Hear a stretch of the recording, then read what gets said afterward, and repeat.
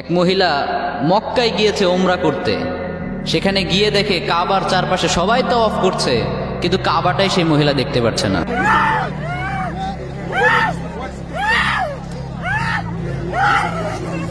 নাউজুবিল্লাহ পড়বেন না? কাবা চারপাশে সবাই তাওয়াফ করছে, কিন্তু সেই মহিলা কাবাই দেখতে পাচ্ছে না। She isn't blind but she can't see the Kaaba.